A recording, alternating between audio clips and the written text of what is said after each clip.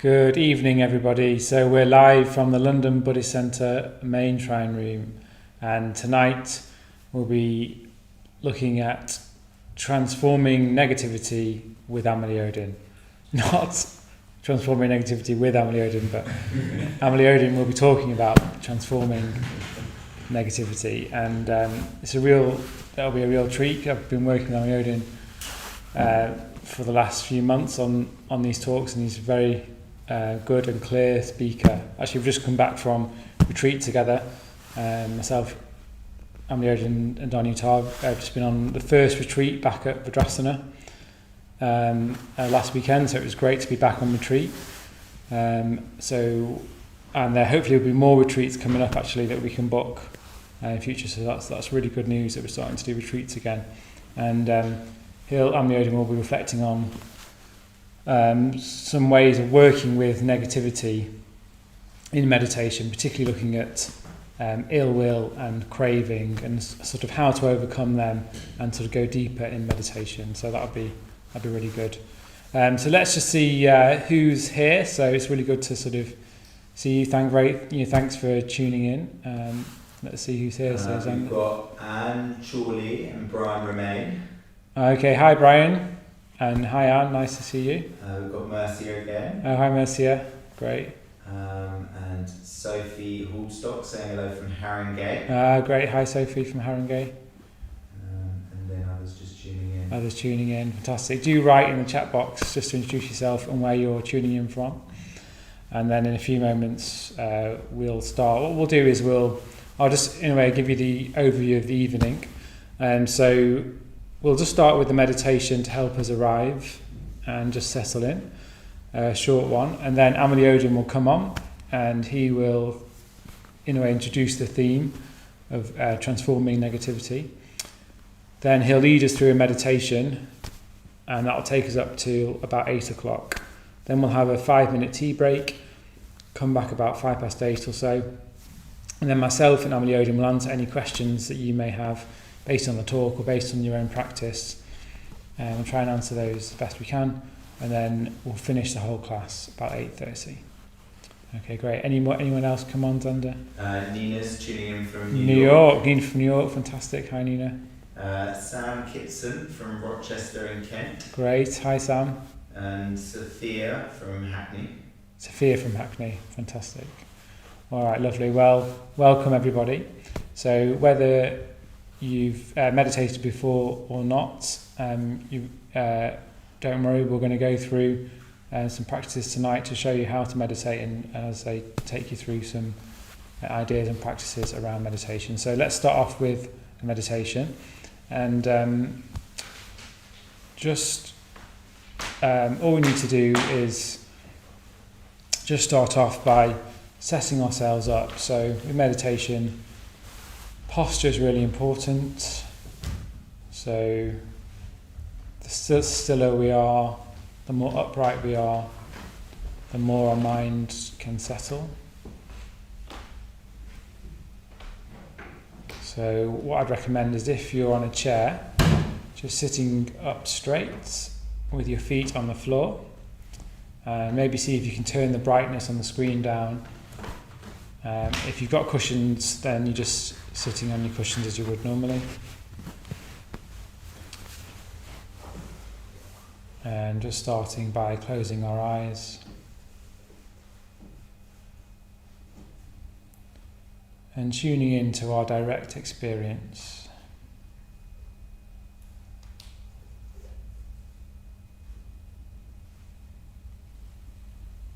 Maybe taking a few deeper breaths.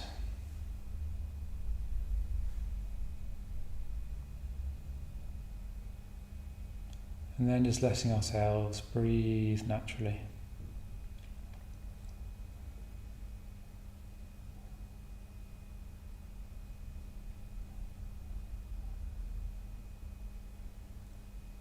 And as we breathe, we can imagine any tension releasing, particularly on the out breath. So scanning the body for areas of tension around the eyes,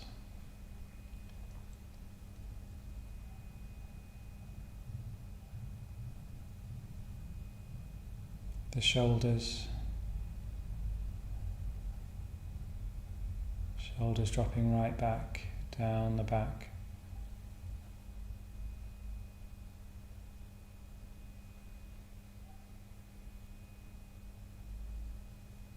See if you can experience your spine lengthening with each breath.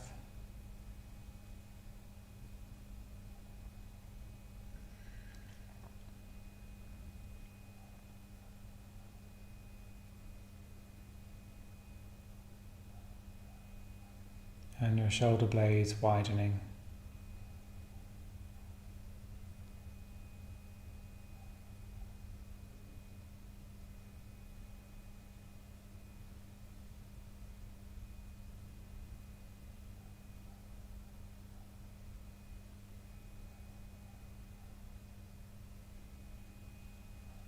Letting go of any gripping in the hands.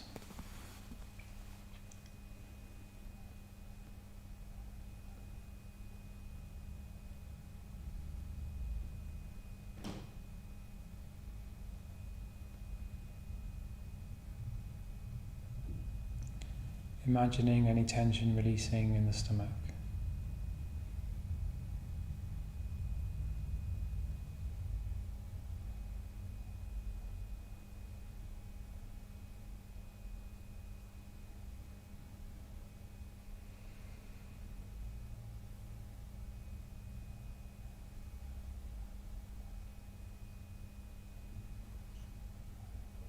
Letting the ground take more of our weight.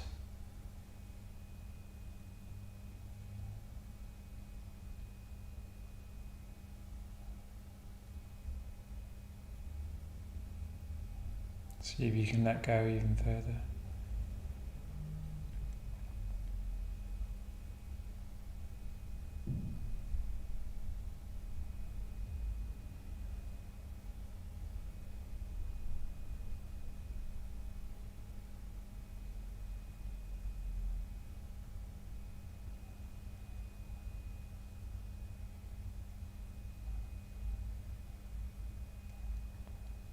And all we need to do is follow the breath, particularly noticing the end of the out-breath.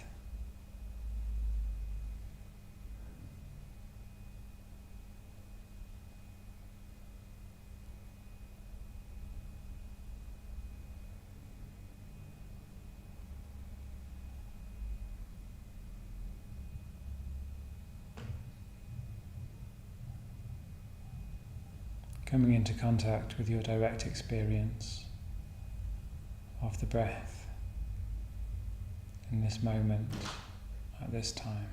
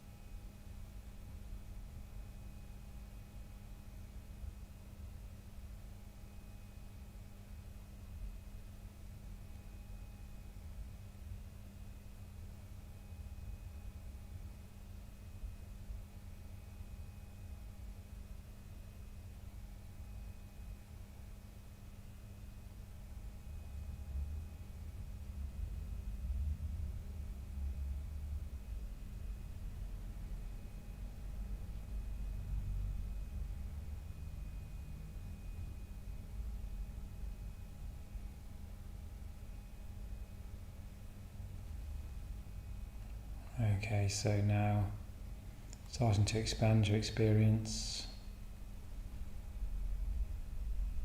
to include the sounds in the room.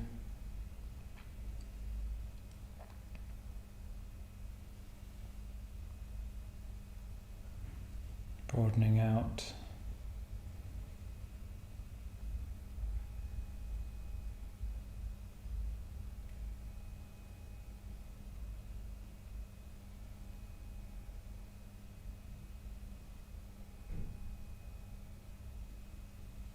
In a few moments I'll be hearing from Amalayodhin. So just starting to come out of the meditation. If you noticed any negativity in your meditation or rumination, just good to note that, and we'll see if we can help you with that as we go on the evening. Otherwise, opening your eyes, coming back to the room, and great, and we'll just turn the lights up.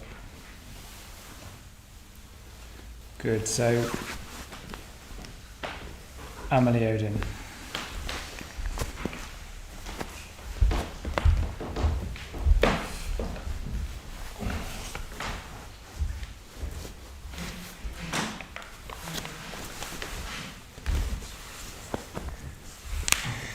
Very good, thank you, Dianatha. Very good to have you all here with us this evening. So, my name is Amalayodhin, and what I'll do first of all is I'll just introduce the topic for the next 3 weeks, and then we'll go into a little on tonight's specific topic, which is craving and ill will.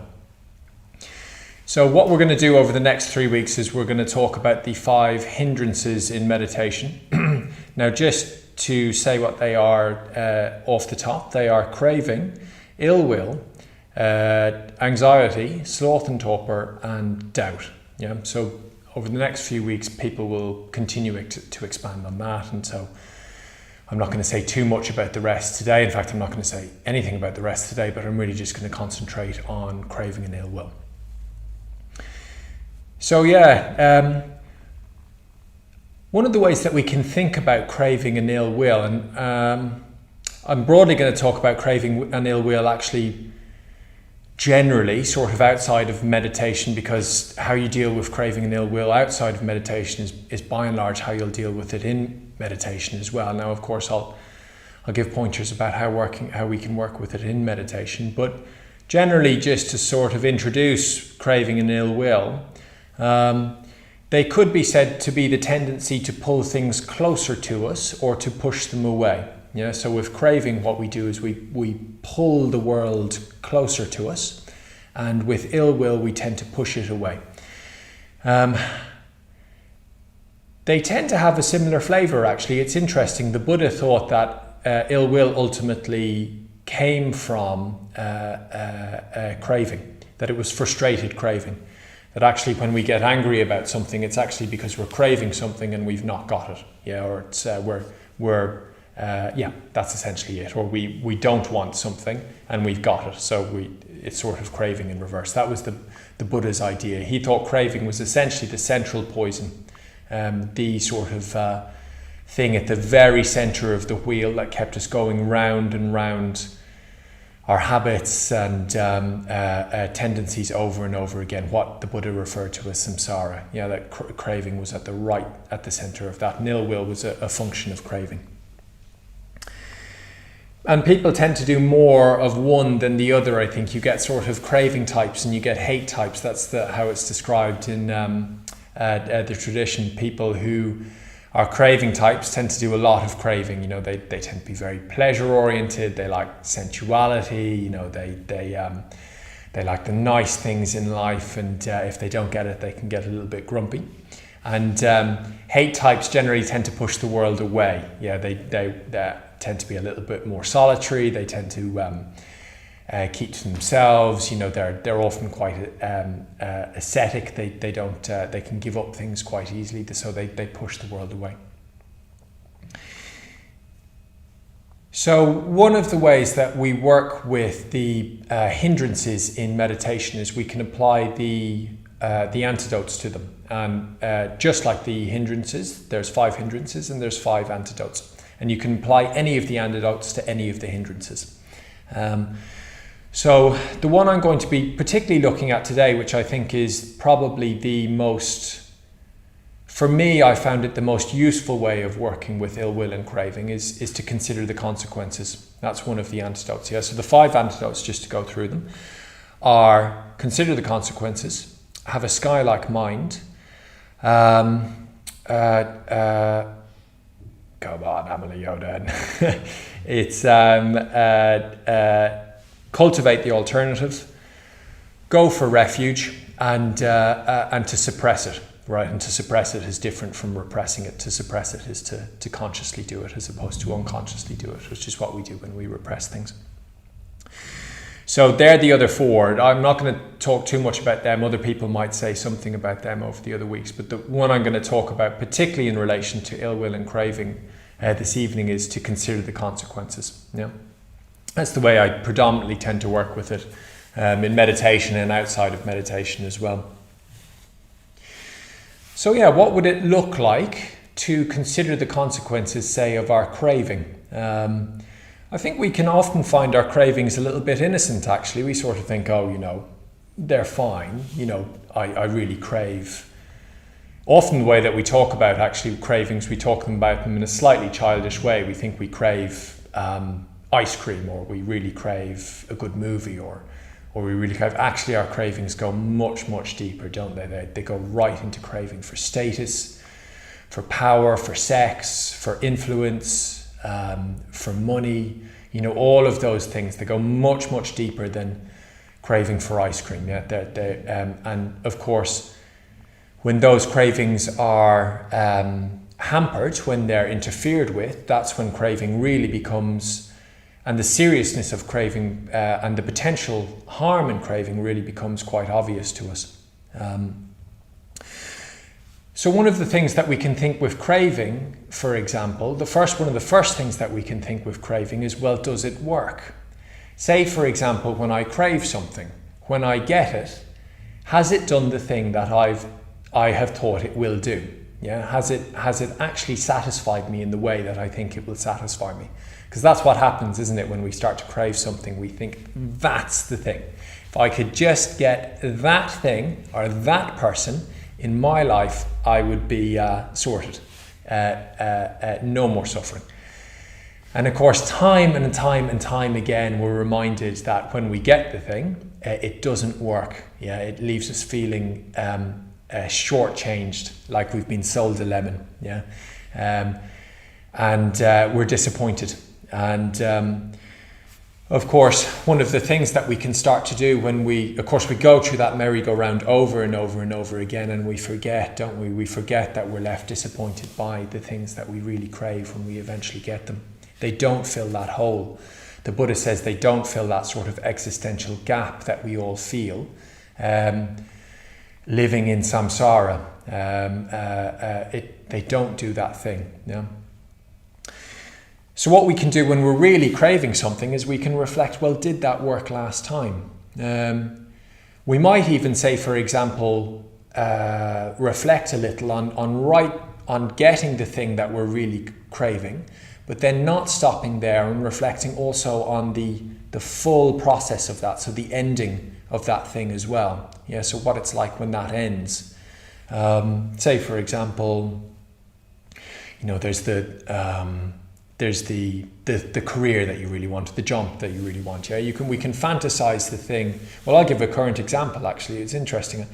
When I was on my ordination course way back in 2017, it was very strange. It was a 4-month course in Spain, and the thing I kept on craving and sort of wanting was, obviously, particularly when you're starting to think about going back home, but it was the moment I walked into the airport arrival lounge. That was the moment I was really, really craving. Yeah, I thought, and everybody was going to be there with flowers and sort of congratulations and great to see you and you look fantastic and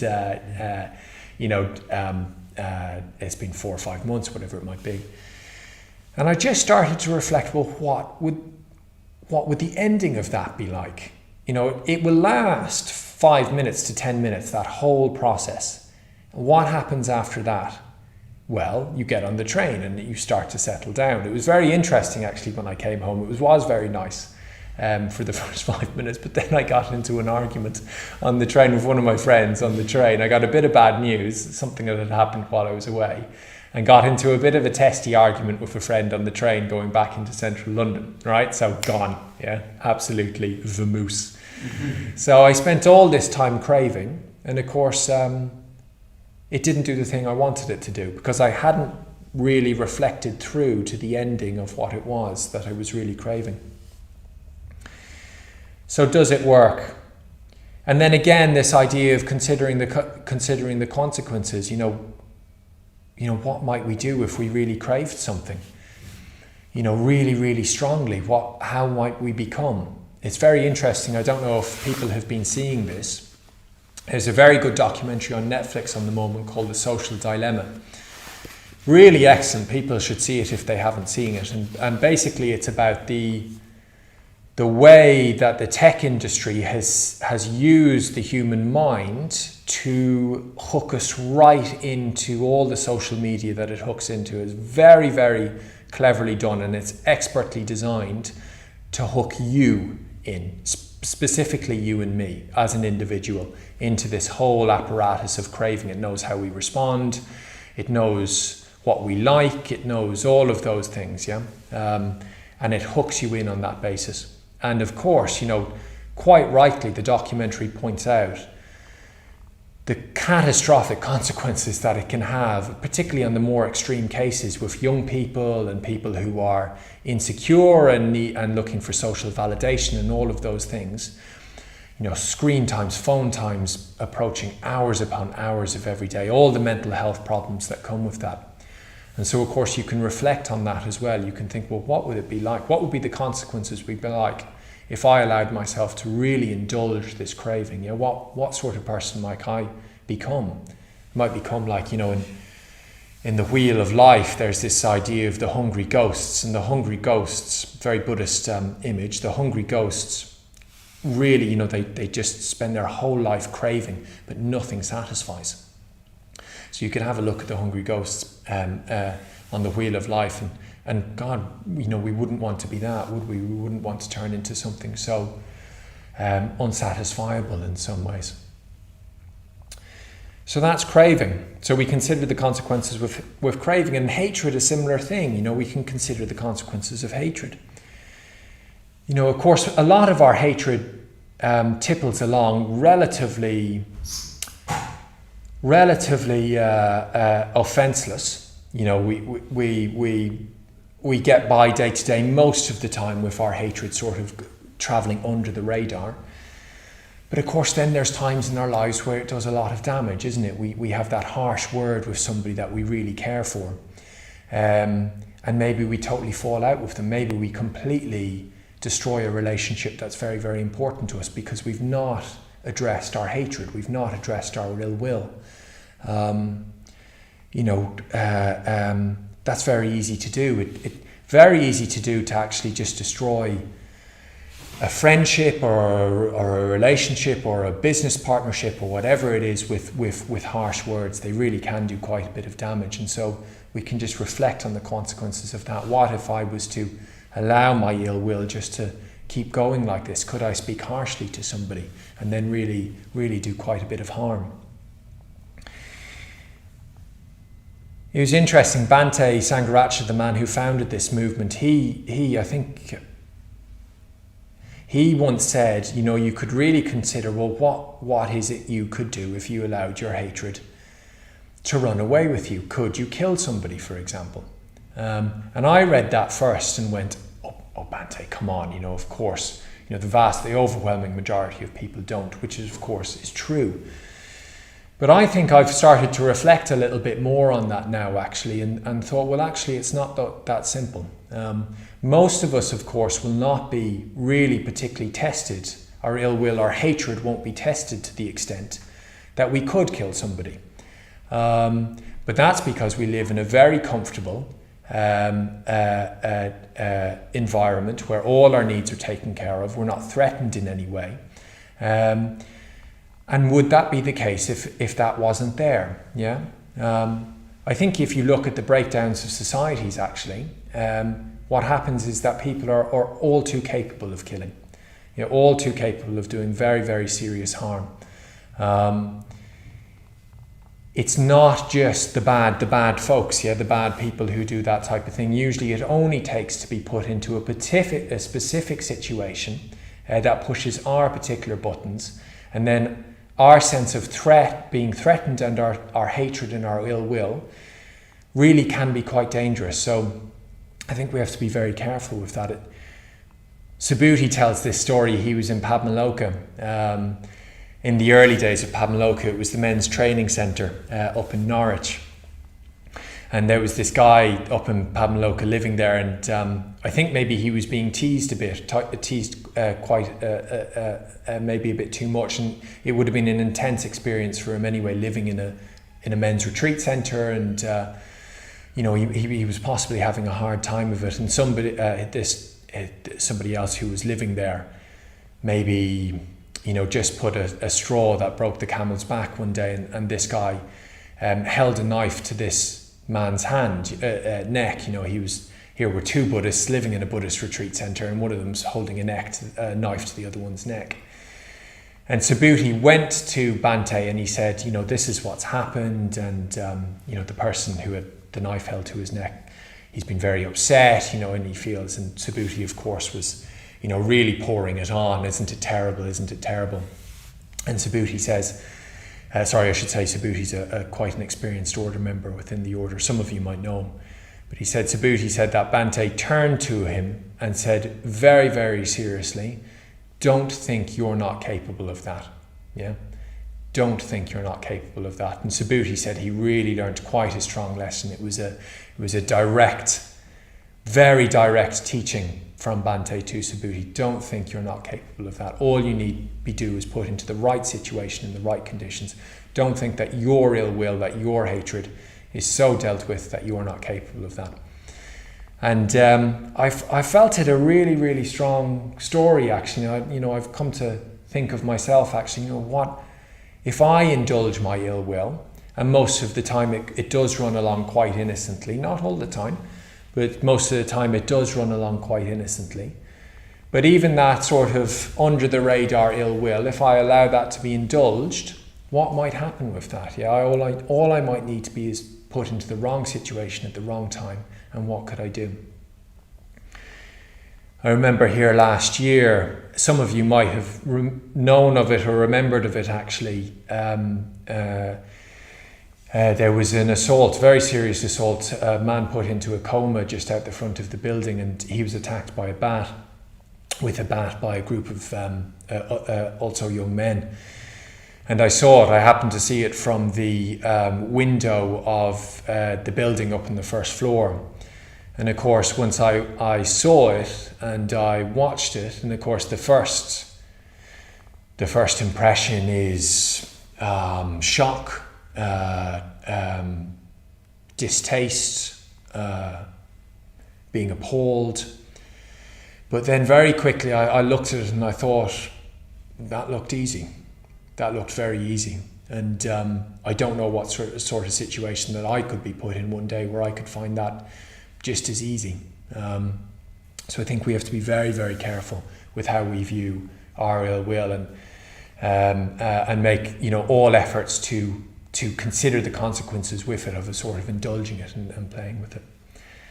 It was great. I don't know if people have seen Alain de Botton. He's fantastic. I really like him. He's got these School of Life videos. They're absolutely fantastic, but he can be so gutsy and so ballsy at times. Because he says things with such humour and such warmth. He really hits it to you, and you don't even know that you've been sort of hit. But there was this great little video that he did. People can check it out. It was titled "How to Know If You're a Good Person." Yeah, and he said, so this video opens up how to know if you're a good person. And Alan de Botton, who's narrating, he says there's one simple test, one very elementary test to know if you're a good person. He said, good people, when the question is put to them, are you a good person? Answer no. Yeah, they answer no. Which I thought was a really gutsy but beautifully delivered line, very sobering line. And his point was that actually, you know, good people tend to recognize the danger that they can do. If you don't, then you're not quite in connection with it enough, and you're not quite aware enough of it. And so that's when it's really dangerous. But I thought it was a really excellent video, so you can check that out if you have a moment. So yeah, you consider the consequences, considering the consequences of craving and considering the consequences of hatred. And of course, not just the consequences in a day-to-day level, but you know, if you were really put in a difficult spot as well. But I think one of the main ways, and to come back to meditation, and that's what we'll try now, what we'll work with now, one of the main ways of working with craving or hatred in meditation, while also considering the consequences, is to notice that they're painful. You know, they're painful states. When we're craving something, it's painful, isn't it? It's like we'll usually feel it somewhere in our body. It's like we'll almost like be jumping up out of the cushion and going to get that thing that we really crave, or we'll feel it somewhere in our body. Similarly, if we're in ill will or hatred, we'll feel that painfully somewhere in our bodies, won't we? We'll sort of feel it run down our throat a bit. It'll be that hot sensation. Well, you know, we'll be feeling hot and kind of itchy and tense, and we'll be clinging in places of the body as well. So we can notice that, yeah, in meditation, just noticing the discomfort, the displeasure of craving or ill will. And usually we'll find it somewhere in the body. And if we can find that, we can just look to relax it. Yeah, we can just keep on looking to relax it, moment by moment. But if that doesn't work, or we might also need to as well consider the consequences of what we're doing. Yeah, maybe we might speak really harshly to somebody, or maybe our craving might get the better of us, and we get like a really addictive relationship to the thing that we crave. So just considering the consequences as well. So that's what we'll try. We'll set up for meditation. So what we'll do is we'll meditate for a little under 30 minutes. I'm just going to swap my stool around here.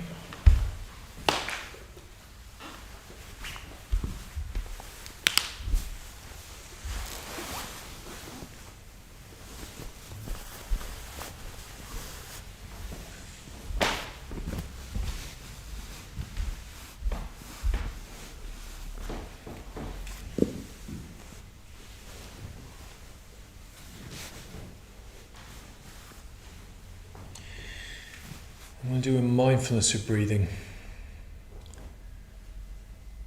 and I'll just talk us through the stages as well.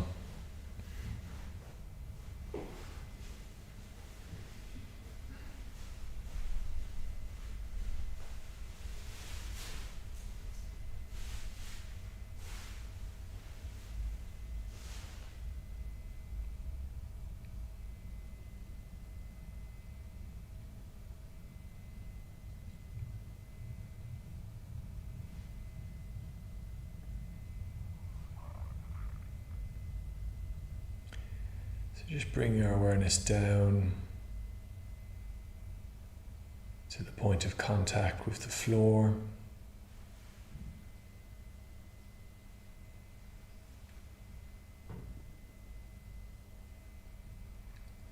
With the cushion.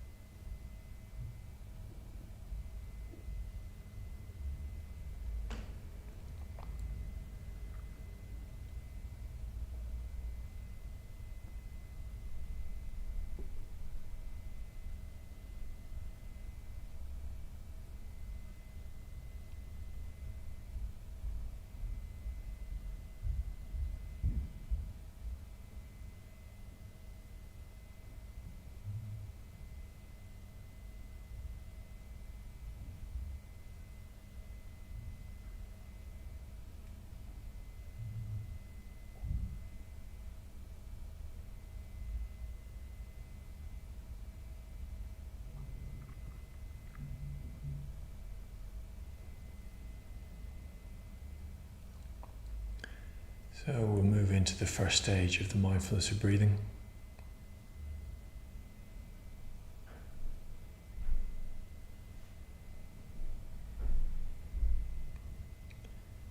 So putting the count at the end of the out-breath.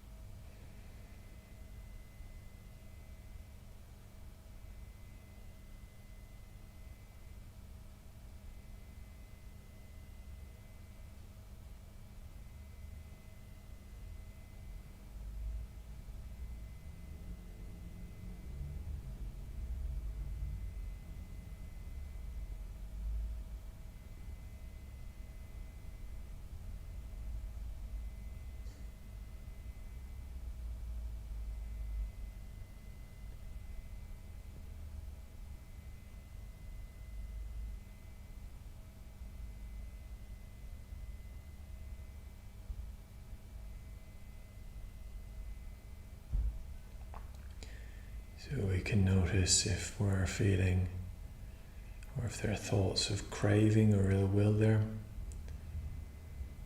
Do we feel that as tension in the body somewhere, or discomfort in the body? It will have a physical manifestation.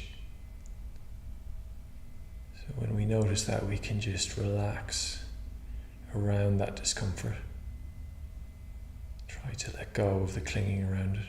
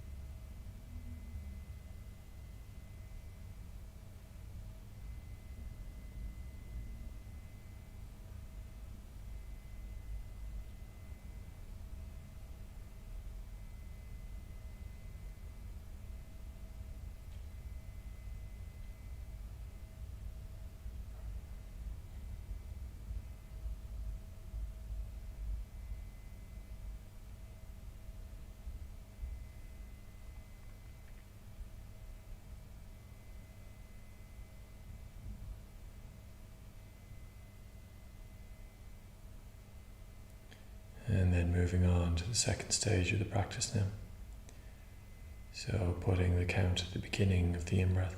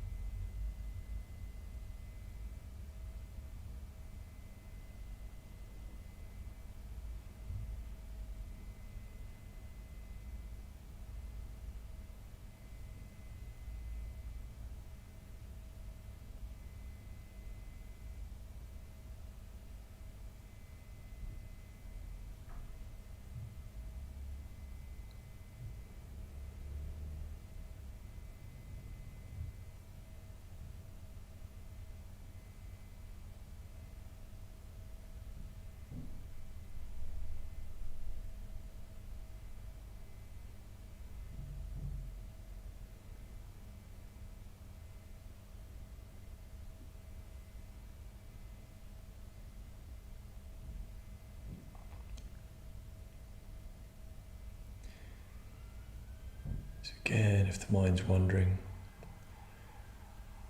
particularly if you're noticing ill will or craving,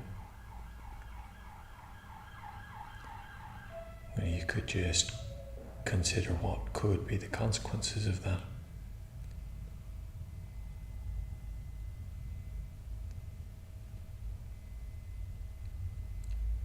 just be a harsh word or a small meanness or selfishness, but that would cause ourselves and others suffering. So just coming back to the meditation then on that basis.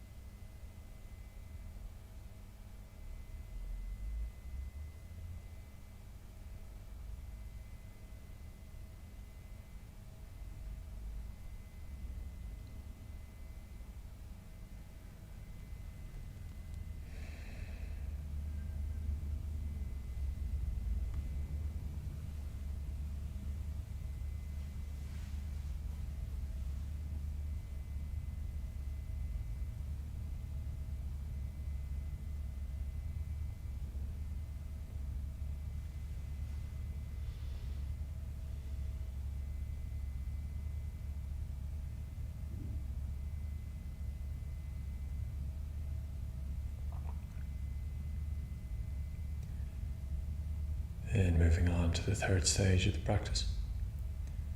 So dropping the count now completely.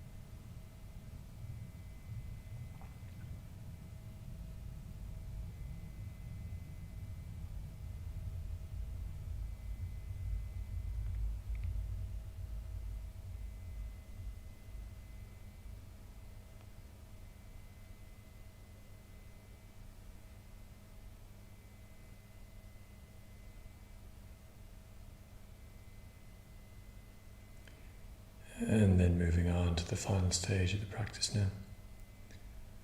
So just the point that the air moves in and out of the body. So ideally the tip of the nose.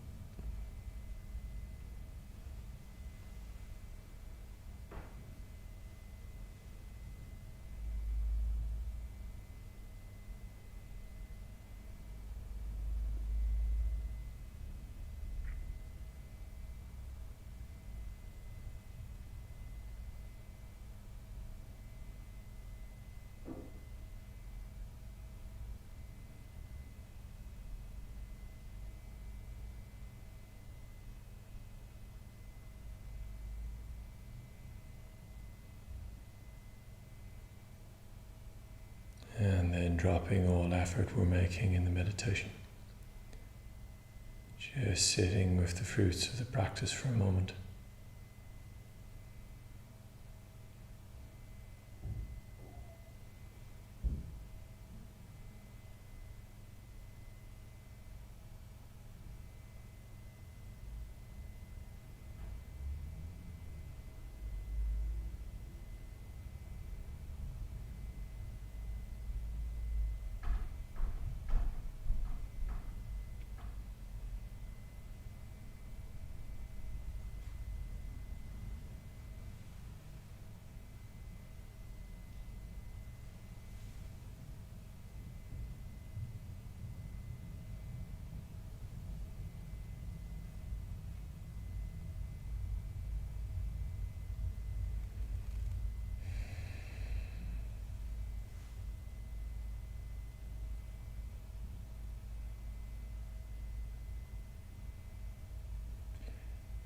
And then when we're ready, we can open our eyes and bring the practice to a close.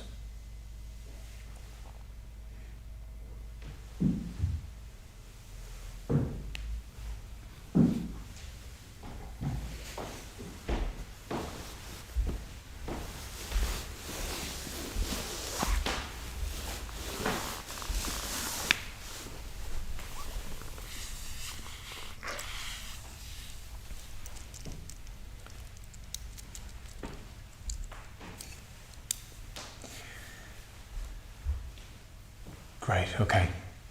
So what we'll do now, folks, is we'll just have 5 minutes, a little 5-minute break to stretch the legs, get some tea, go to the toilet, and we'll see you back here at 8:05. Great.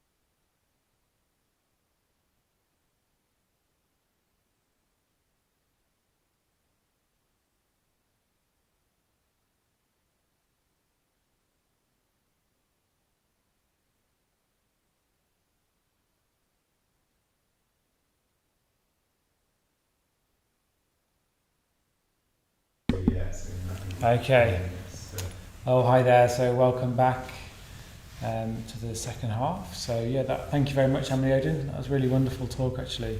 Really good point about whether we think we are capable of hatred or not, and whether we're deluding ourselves, and to sort of not to think of ourselves as a good person and sort of leave it at that. I thought that was really good, and just to see if we can examine our mental states. And there's nothing wrong with.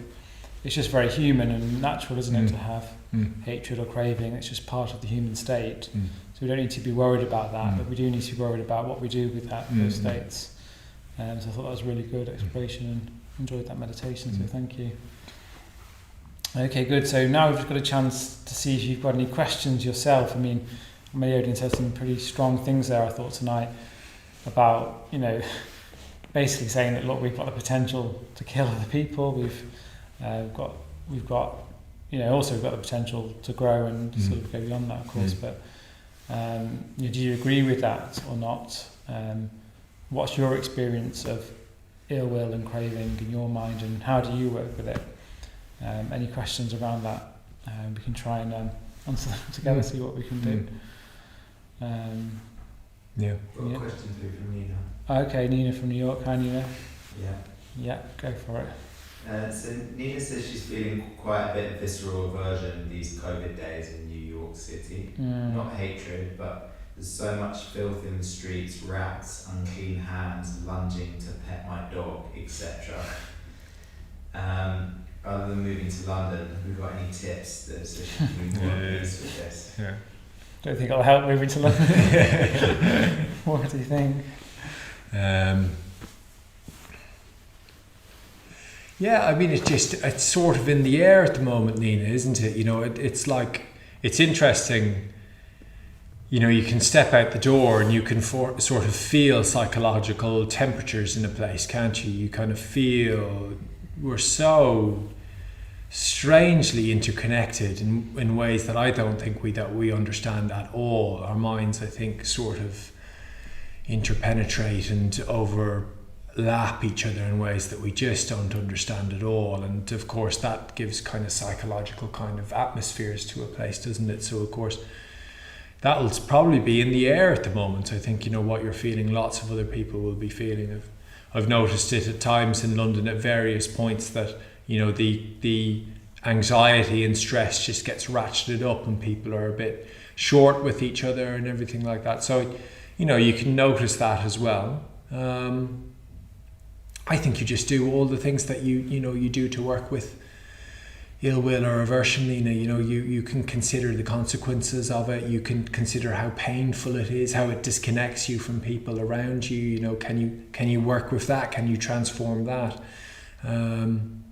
I think it's just the same ways that we work with it, but in these quite unique and particular circumstances as well, isn't it? And so of course we need to give each other a bit of space, because everybody will be feeling that, won't they? So. Yeah, no, definitely. Yeah. I wonder if I could add to that as well. I think we are, as you say, we do need to work with our minds in response. But I think it's COVID showing us a sort of key teaching from the Buddha, that he was saying that, look, the world is always going to be unsatisfactory. Whatever we think, whatever we try to do in life to try and make it satisfactory, it is always going to be unsatisfactory. And of course, I think we've just been very lucky over the past maybe 10 years. We've never had a pandemic, and we've just had a relatively comfortable life, not had a war that we've experienced here in the UK anyway. So we've been lucky, but this is showing us, look, life is impermanent, and unfortunately people do get sick, and that's going on all the time. So can we, instead of responding with fear or aversion, can we respond with something else? You were talking about positivity, or just trying to accept the facts of life and then go beyond that. I think that's really, I'm finding that sort of helpful at the moment as well. But yeah, a really good question. Thanks, Nina. We've got a question from Mercia. It says, craving and ill will seem larger than life, and to dominate my experience when I'm not aware of them. But as soon as I name them and welcome them in, easier said than done, but then they do shrink. Is this something you've experienced? Okay, so Mercy was saying there, that if he welcomes in those negative experiences, is that helpful? Is that something we've experienced? Do you want to say something about that? Yeah, this language is a little tricky, the language of acceptance and welcoming in, because of course it has an element of truth to it, doesn't it? It's sort of what we can't do, I think, with ill will or craving, for example, is react to it with more aversion or craving. So if we react to aversion with aversion, of course, it just makes it worse. And I think that is the truth in when people talk about accepting or non-judgmentalism or even welcoming in, all of that type of thing. There's the truth in that. The partial truth in that is that actually you can't react to aversion with aversion, can you? You can't. It won't work. It's just not going to work. I think you have to be a little bit careful with the language as well, because neither do we welcome them in that sort of sense, do we? It's not like we do want those states transformed. Ultimately, we don't actually accept them. The idea of accepting whatever mental state is there can be slightly nihilistic, like the idea that it's all fine. We do discern between mental states as to whether they're positive or negative. The Buddha would have done that very strongly. And so I get what people say when they talk about welcoming or acceptance of things. I think we just have to be very careful in the language that we use. We do look to transform. So we look to turn towards those negative mental states, don't we? But we turn towards them so that we can transform them. Yes, I think the answer is the first step is to allow them into awareness, to stop pushing them away. And then, of course, really important to transform after that as well, isn't it? I think that's right, yeah. That's a really good point. Thanks, Amalayodhin. Okay, thanks, Mercia. Okay, Xander, yeah. Quite questions come through. So we've got one from Aaron Vaughan who says, how do you deal with craving when it's relating to wanting physical pain or an uncomfortable sensation to stop? Okay, so Aaron Vaughan saying, how do you deal with craving when it's related to wanting pain or an uncomfortable feeling to stop? So, shall I give this one a go?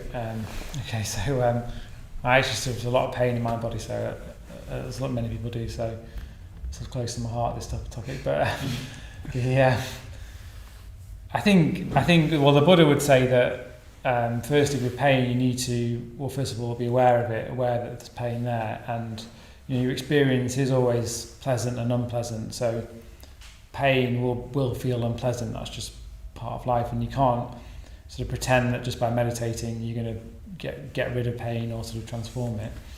But what comes with unpleasant sensation is, as we've been talking about, a craving to push it away, or an aversion of the pain.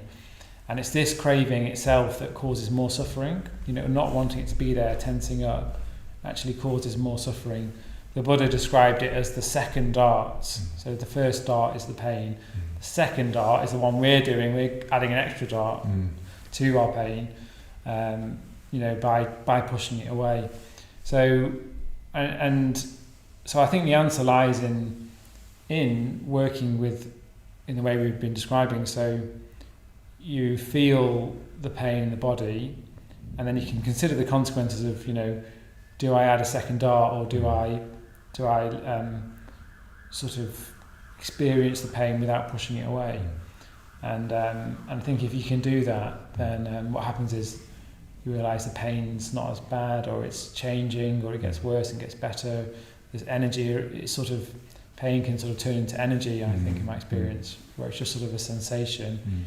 It's not going to harm you in its own right, pain. I think we have an instinct that, pain, right, don't feel that, it's going to harm me. But pain is just a sensation, it won't harm you in its own right. So I think that's the way I work with it, sort of being aware of it, and then it does transform, and then there's parts of my body that isn't in pain as well, so it's not like my whole experience is pain, and do you see what I mean? So that can be interesting as well. You're not trying to just think, I am knee pain, because you're not knee pain, you'll just have some knee pain, and you still got the rest of you. I think the more you meditate, and the more that sort of those truths become clearer. It's interesting, isn't it, when we get under the sort of label of pain, there's a whole kind of nuanced world under there of sensation that's not really very well accounted for by the word pain, is it? But of course, as soon as we stick the label on it, painful, that's what it becomes, isn't it? When actually it's a lot more sort of intricate and complicated. I've often sort of thought about it as like, you know, some people might have had the experience of reading a newspaper headline, and then it's giving a certain slant on it, and then you read the article and you realise the article's not saying the same thing as the headline at all. So, you know, you've got this newspaper headline of pain, but then you actually investigate more into it, you know, the sensations of that, all of that, and you think, well, actually that's not straightforwardly pain. There's a kind of there's a mix there of different sensations that can all of a sudden turn into pleasure when you stop kind of labeling in that way. So really interesting areas. I think it's a really good example metaphor that of the headline. I really like that. Thanks. Good. Okay, good. I hope that answered that one. Okay, we've got time for maybe a couple more.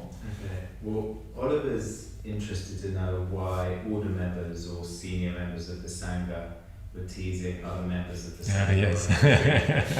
It doesn't seem all that Buddhist. Right.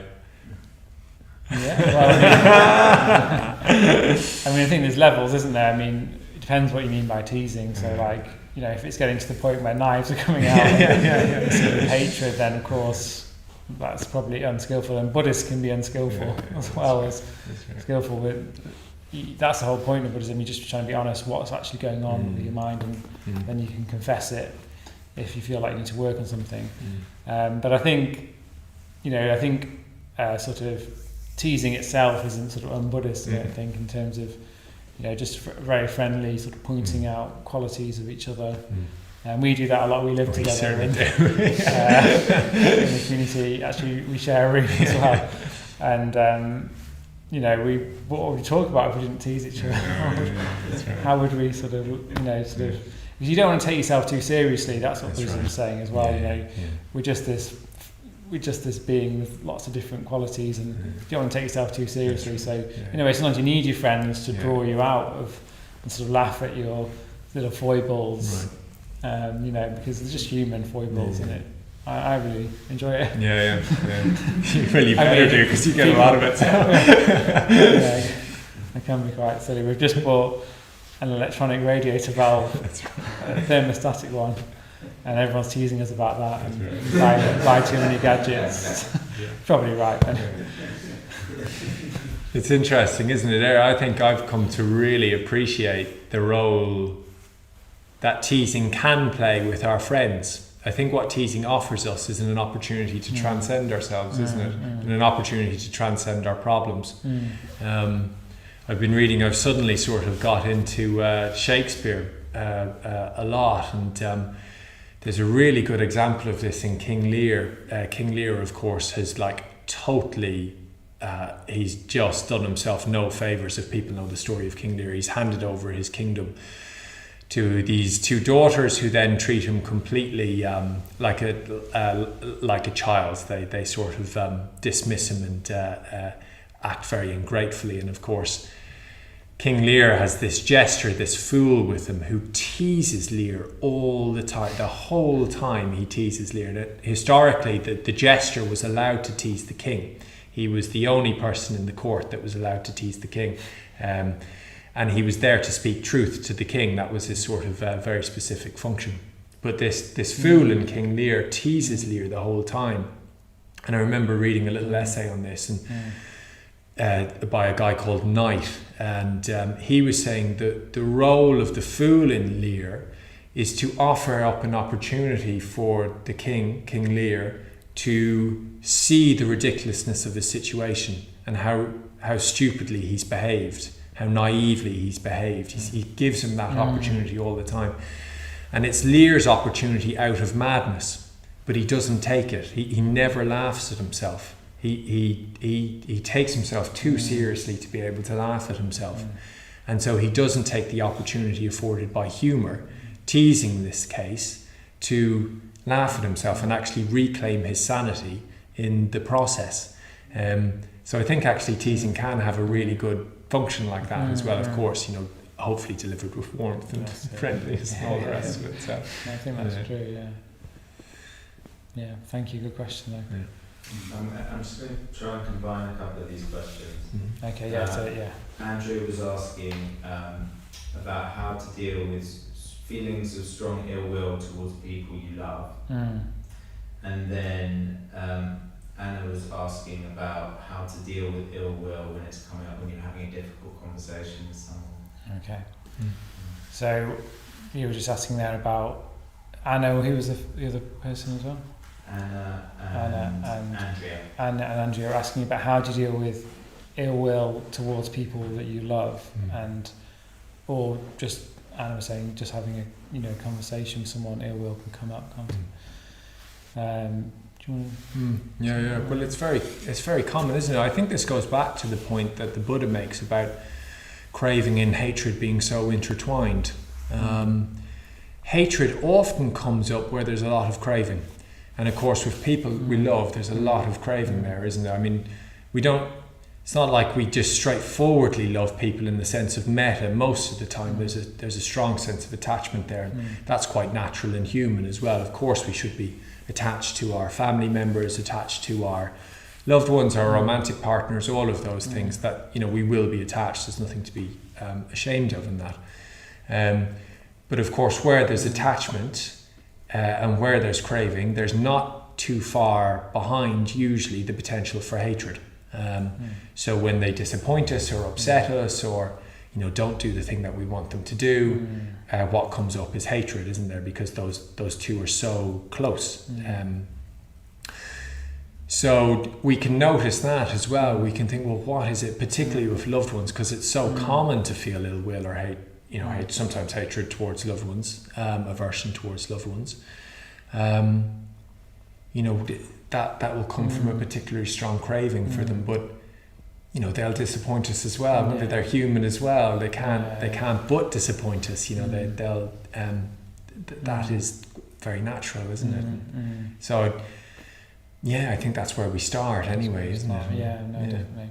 Yeah, and I think it's interesting you mentioned metta there. And I think that, to me, that's the ultimate antidote of that sort of situation where you can put your close relatives into the metta bhavana and really see if you can sort of disentangle that attachment from real metta, from attachment, from craving, from ill will. It's only, I think, within meditation that you can start untangling those feelings, not sort of cognitively, but sort of just naturally through the practice. When you practice it again and again, I think that will really help you to sort of see and just get you more perspective. I think when there's ill will and in that sort of situation, it's probably because you're very, very, our view becomes narrow, doesn't it? And sort of very entangled in the situation, understandably, if it's a family situation, so you get very entangled. So I think meditation and Buddhism and retreats and things like that just helps you sort of get the perspective again so that you can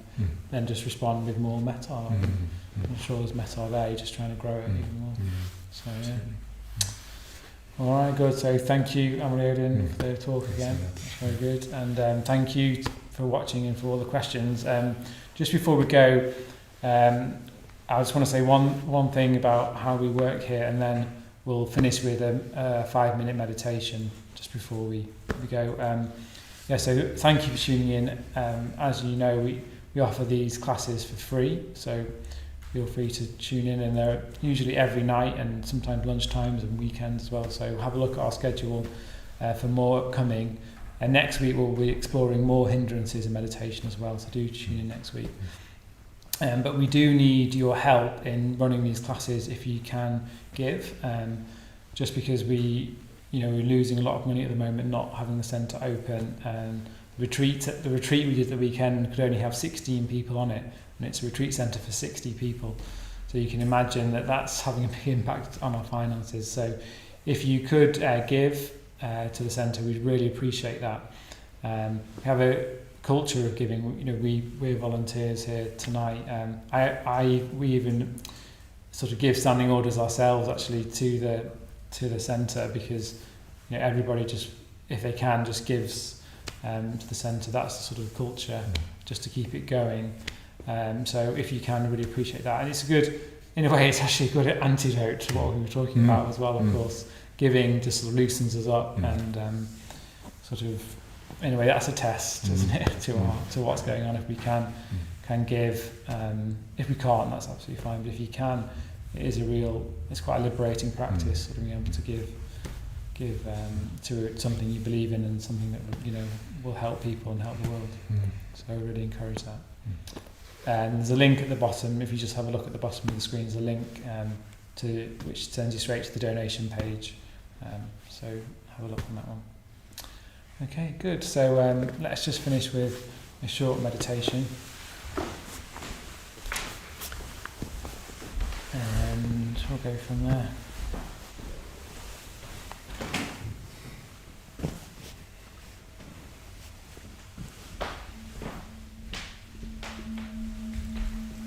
So once again, tuning in to our direct experience.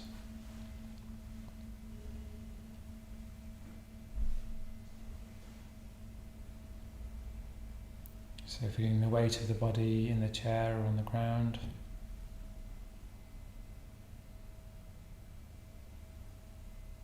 Upright posture.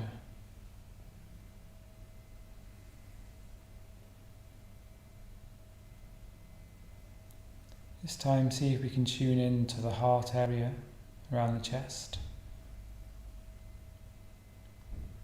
Just see if our conversations has brought up any emotions or lack of emotions, maybe around the chest area, that we can tune into.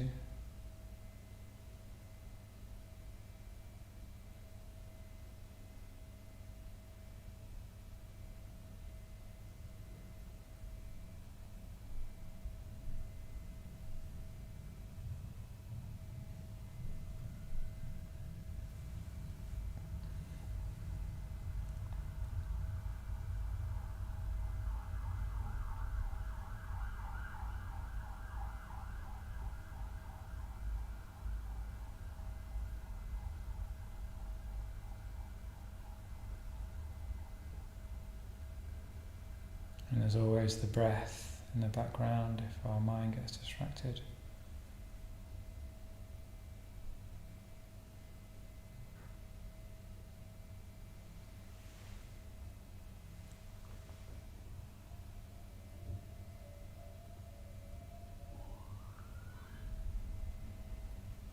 It's as if the breath is massaging the chest with each breath.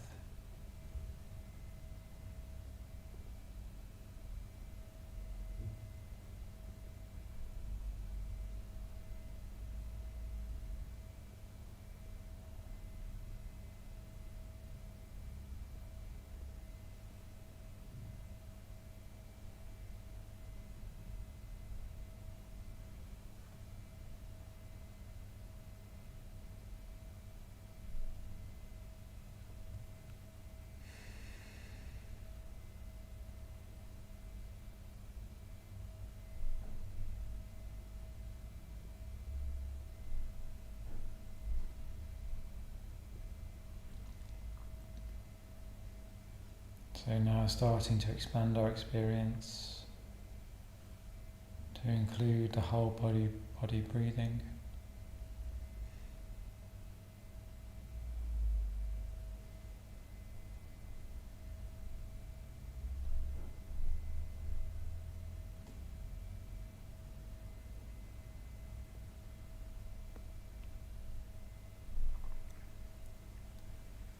The sounds in the room or the house.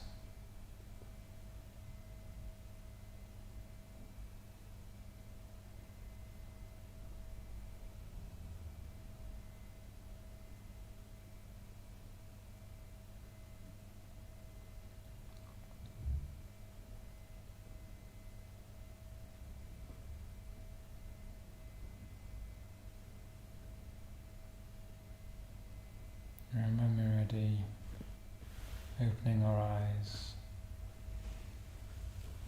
finishing the meditation.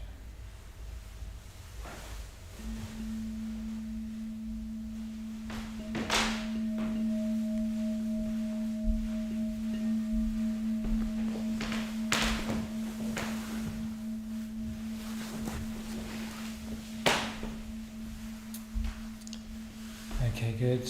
So that's all we have time for. So it's been a pleasure to be talking to you, and I hope you're all well and you have a good week. So it's bye from me. And bye from me. See you next time. See you next time. Take care.